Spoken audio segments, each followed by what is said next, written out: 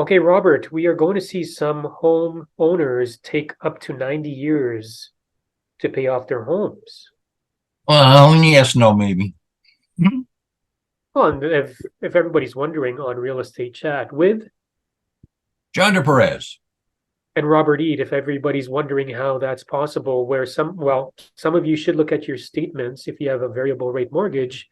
Maybe it says 90 years by now, and we'll tell you why on this article that Robert has shared with me entitled 90-Year Amortizations Are a Myth, but soaring payments are a reality. Keyword there is soaring payments. So if you're on a variable rate mortgage, basically what happens is that if your variable rate mortgage is based on a fixed payment amount, and we're going to link this article into the show description so that you can read, because of the adjustments of interest rates, it actually fiddles around with your amortization period. And so your amortization period, if it was 25, could go to 30 years, could go longer.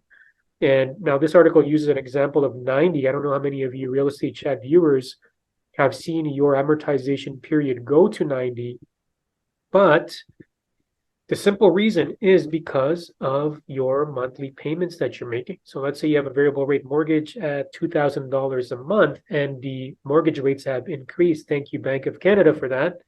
More of that monthly payment is now going towards paying off the interest. So guess what that means?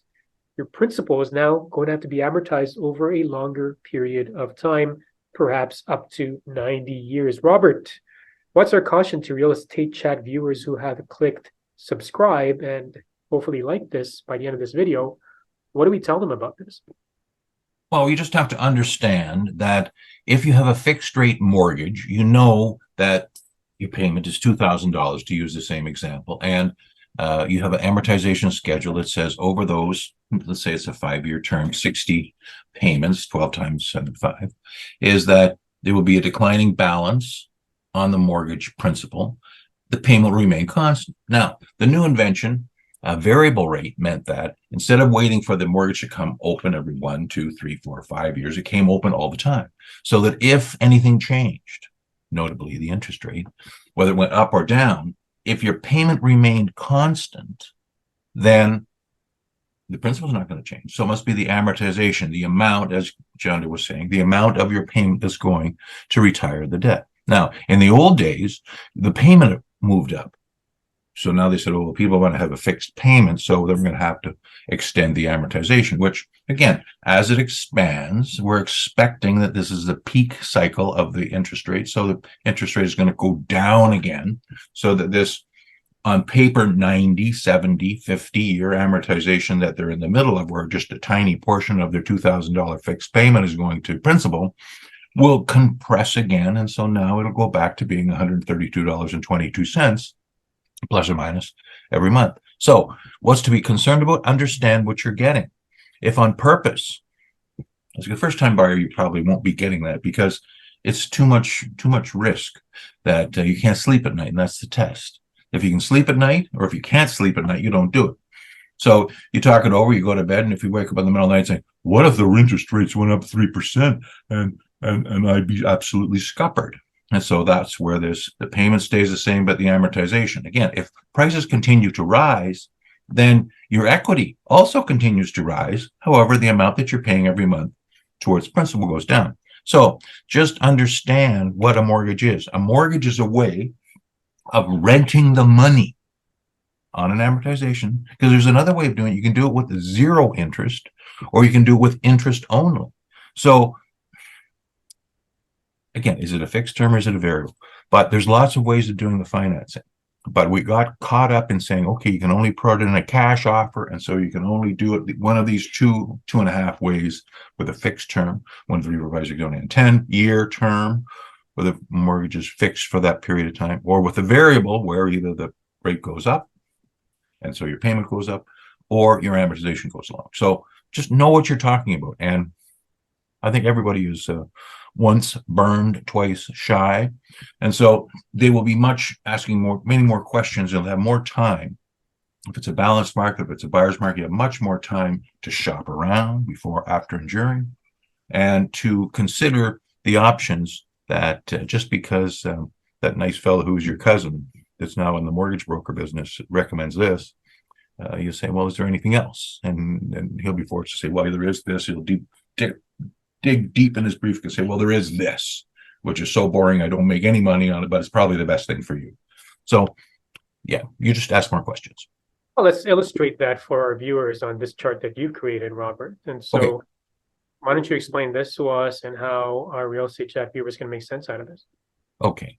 What I tried to do was come up with a number, not 2,000, but I came up with the number of $4,147.40, which was based on the lowest rate that we had recently, and on a 25% down payment, because they used to have maximum 25% down payment, and just amortize the amount of money at two. For example, if you look at this chart over here, never mind where it goes up and just this, the way it's laid out there.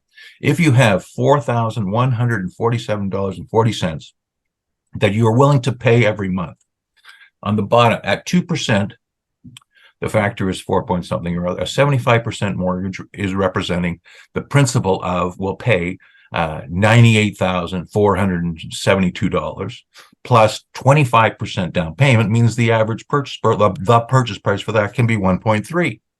If going back to the side again at 3%, then the amount of the 75% mortgage is only 876, and the same plus 25% is now 1169, which is just about where we are now.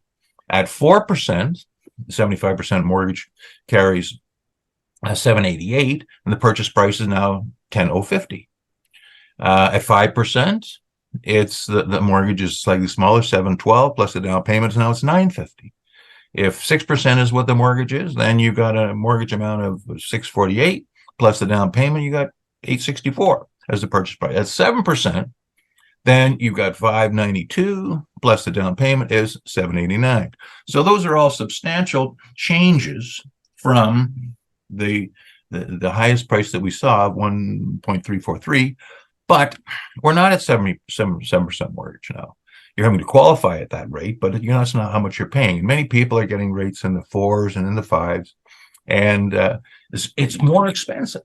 It's more expensive if you have to refinance. Your mortgage comes up for renewal. If you have to buy now and you're paying that mortgage, is much more expensive than when you got it at 1.75 variable.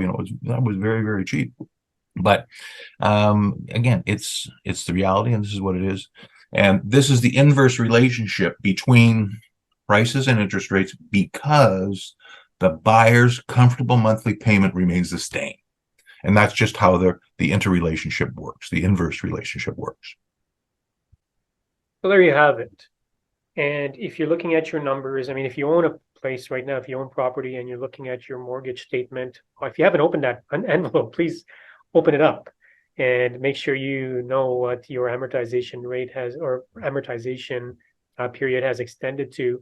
And how do we, I guess, tweak or how do we address this? I mean, some of you, real estate chat viewers, before the onslaught of interest rate hikes, probably increased your monthly payments and it adjusted. Now, mind you, any increases that you may have done, this is something I did on my own mortgage as well, that started becoming interest as well. So if you were in a situation where you had X amount of payment and you didn't increase it, the news is most of that, if not all of it, may be going to interest now, and you may trigger the trigger rate or whatever it is that the bank calls it when they call you up and say, hey, you've got to fork out a bit more money because your current monthly payment no longer covers any of this.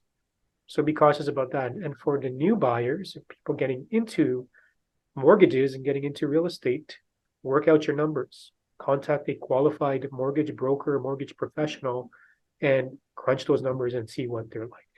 Make sure you leave a comment. Tell us what you think about this. Tell us how long your amortization period has gone. That would be interesting to find out. And make sure you continue to watch our episodes of Real Estate Chat. Thanks for watching. Take care and bye for now. Next time. Bye-bye.